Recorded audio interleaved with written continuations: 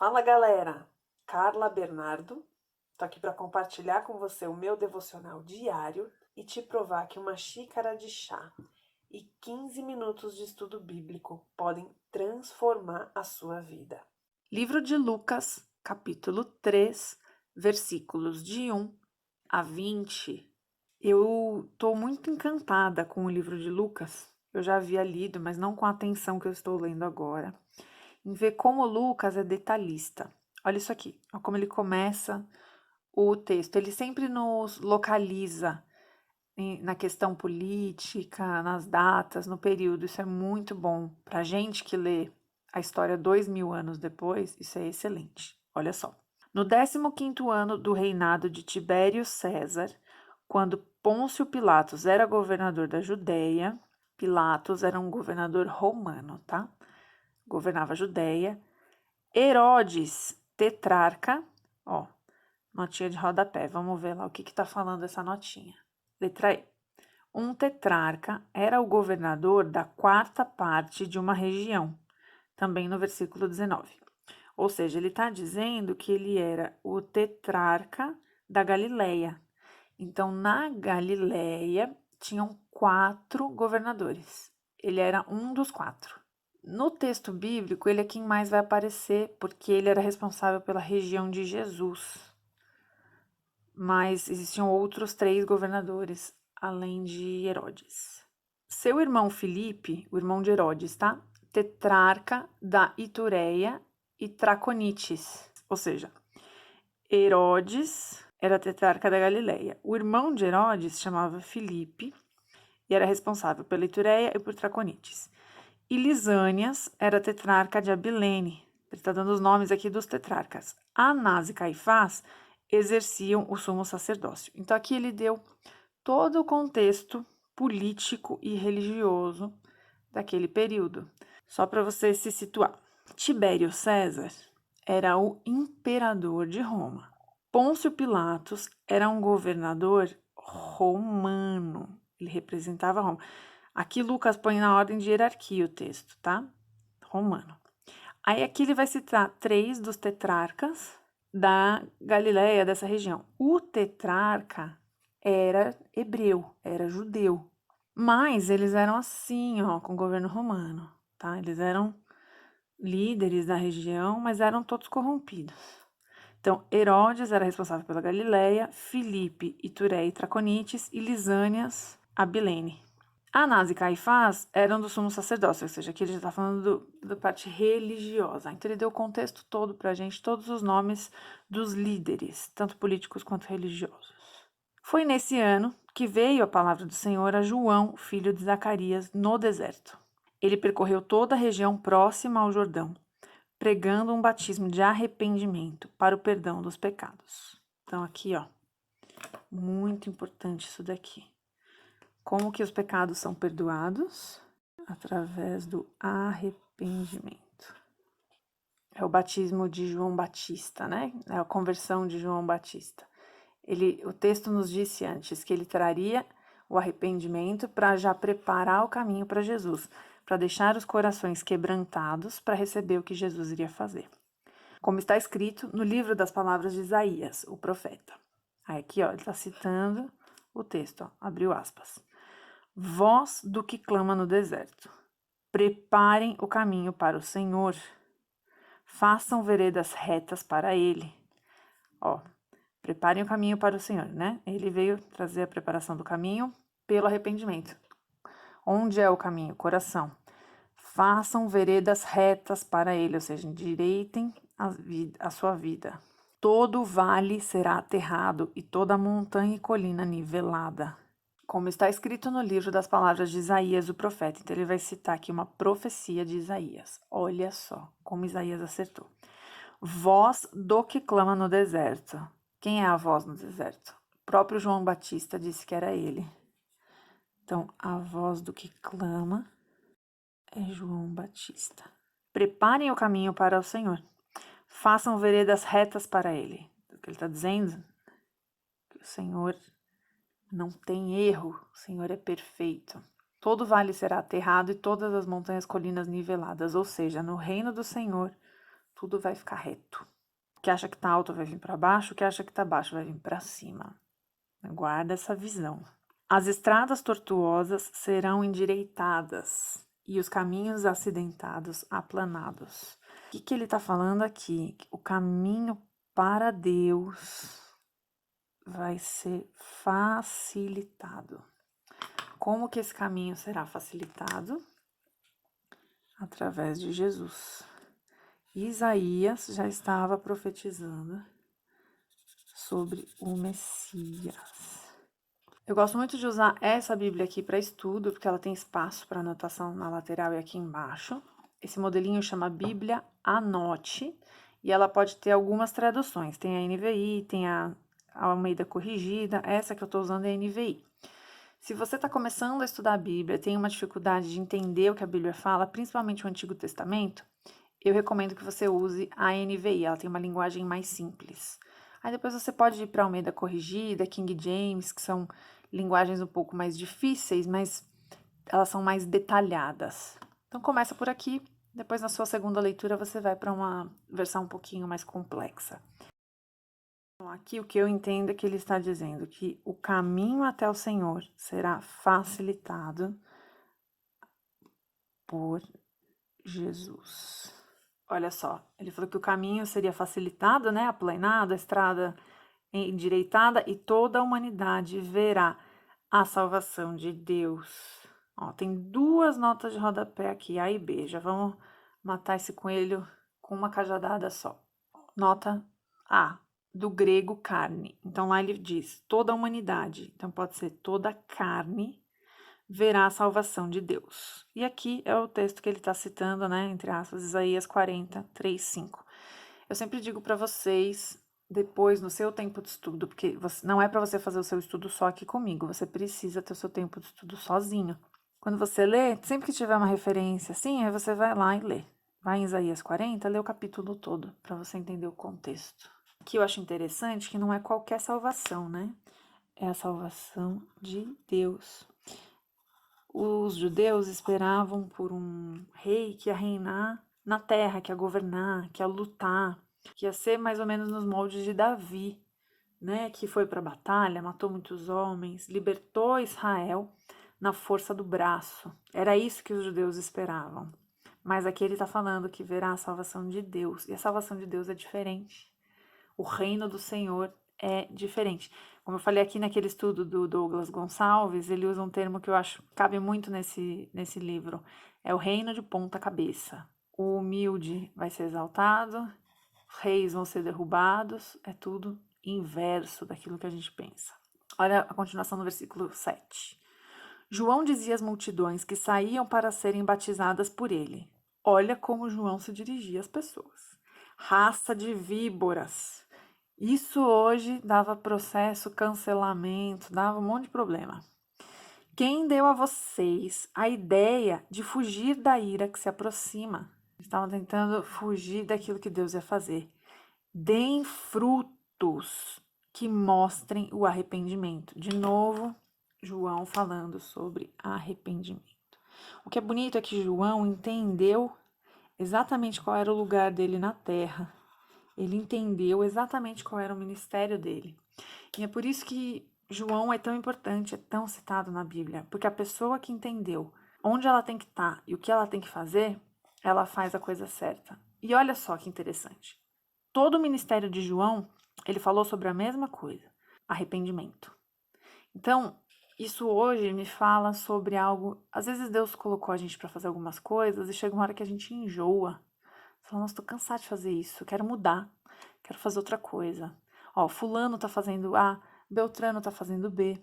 E pode ser que Deus tenha uma mudança de rumo para você, mas pode ser que você também tenha sido chamado para fazer a mesma coisa até o último dia da sua vida, que foi o que aconteceu com João.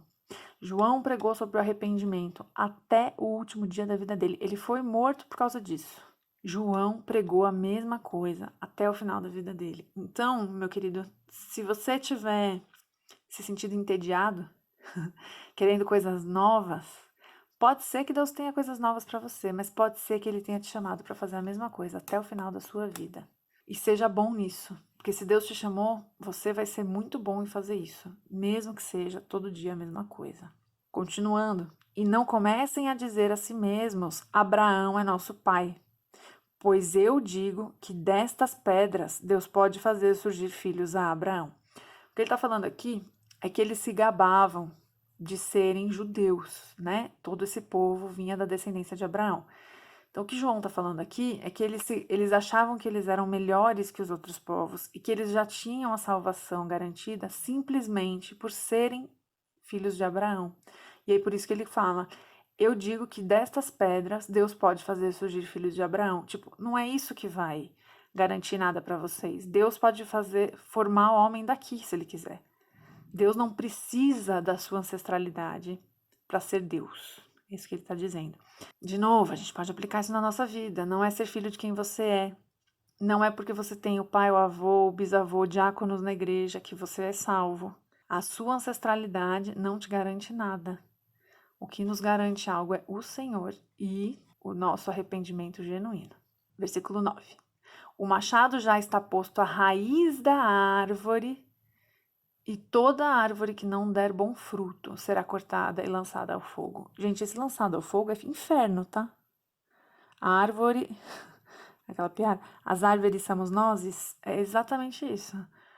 A árvore somos nós, o machado já está na raiz, ou seja, quando ele cortar não vai sobrar nada, e o que não der fruto vai para o inferno. O texto é muito claro. Hoje em dia as pessoas evitam falar de inferno, né? Não dá ibope, mas ele existe. Versículo 10.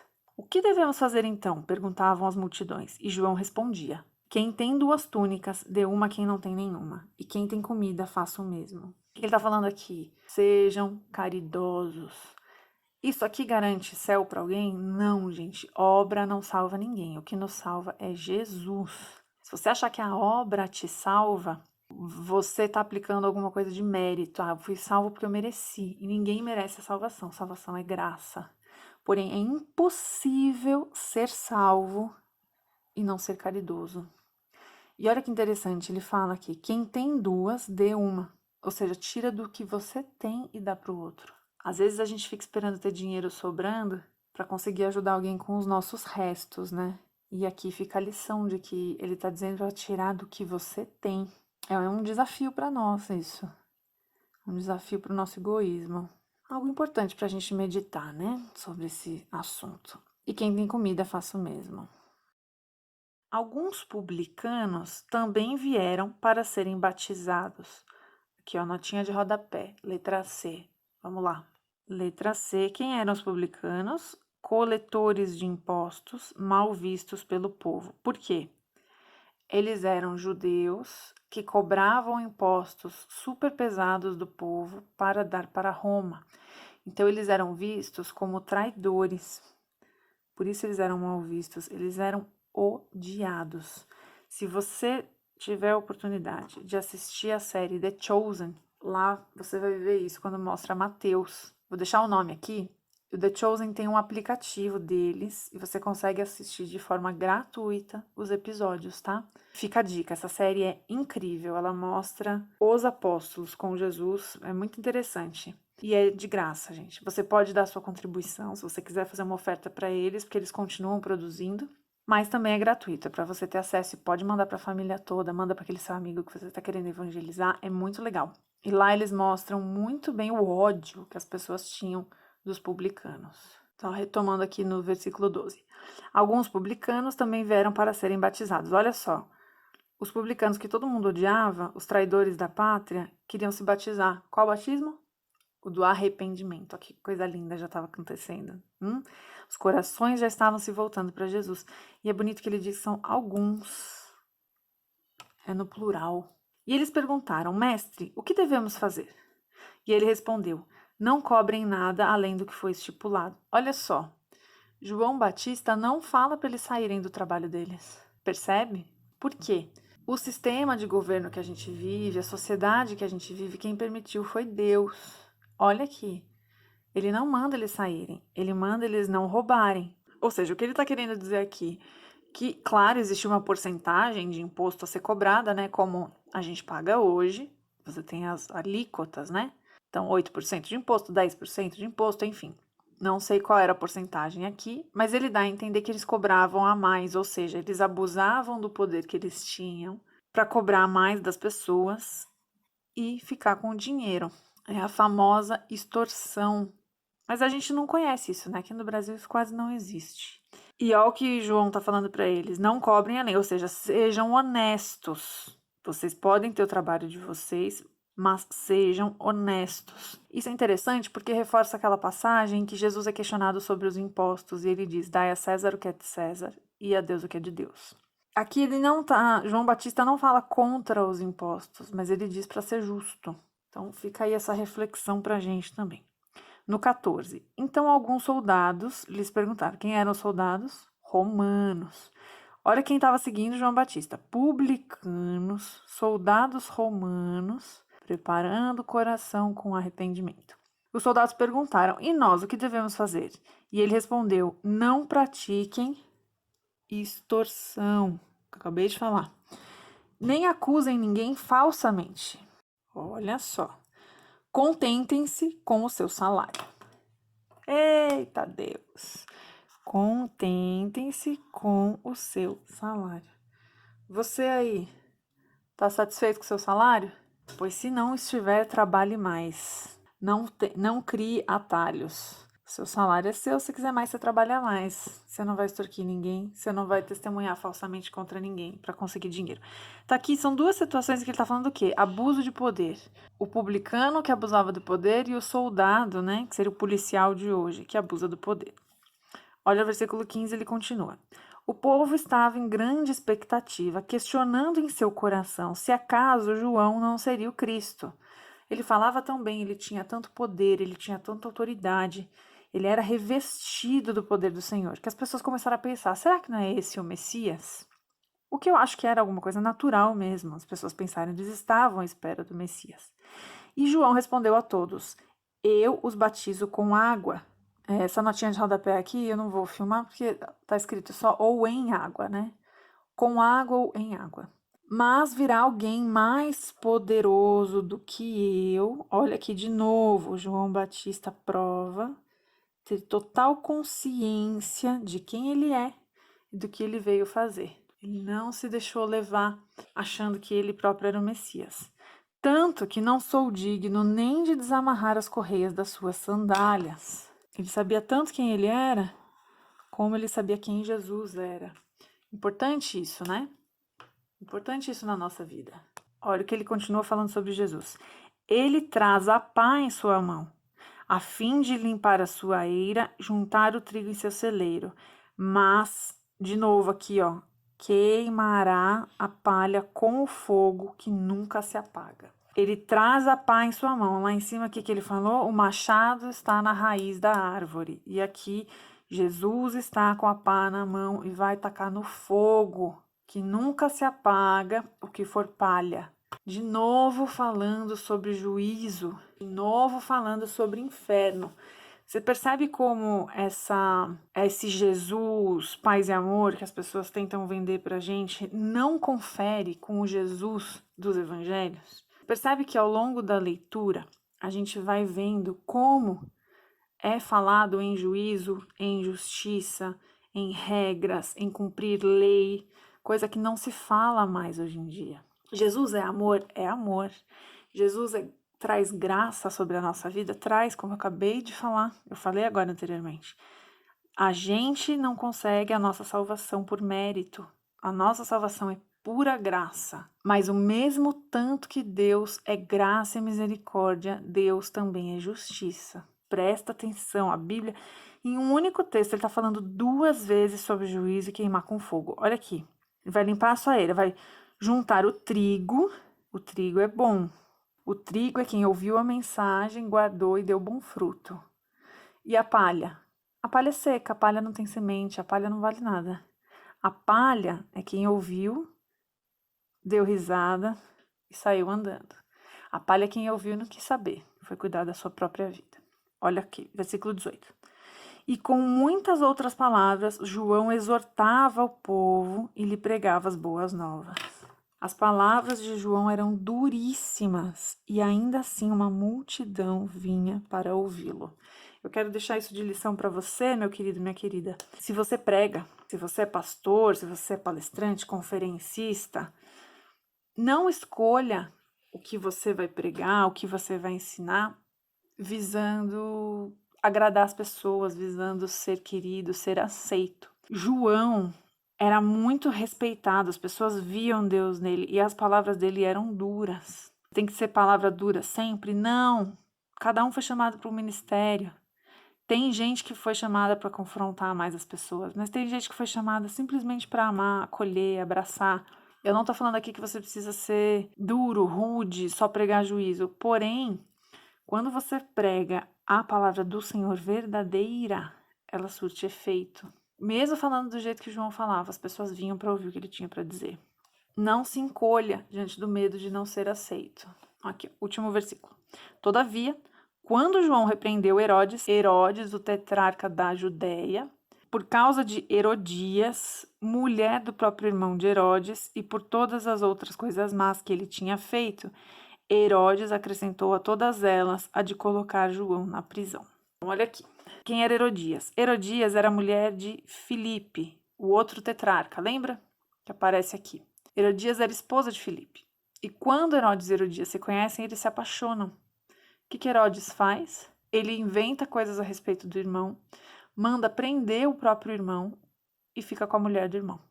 Olha que gente boa que era Herodes. Judeu, hein? Ele não era romano, judeu. Que coisa bonita que ele fez. E todo mundo sabia. E João repreendeu por causa disso. João exorta ele a se arrepender desse pecado. Aí o que ele está falando? Todas as outras coisas más que tinha feito, acrescentou colocar João na prisão. Já não bastava um monte de coisa errada e maligna que Herodes fez, ele completou prendendo João. Que é a minha principal conclusão para o dia de hoje, para esse texto. Por 2 vezes o texto trata sobre condenação no fogo que não se apaga. Jesus é amor e justiça. Não podemos esquecer disso. Jesus é amor, é graça, é consolo, é misericórdia. Mas também Deus é justiça, juiz, mediador. Eu quero te convidar, quero te desafiar e me desafiar a gente viver uma vida para um Deus do qual a gente tem consciência de que o tanto que ele tem de amor, graça e misericórdia, ele também tem de justiça e de santidade em não se misturar com aquilo que não o agrada. Que Deus te abençoe.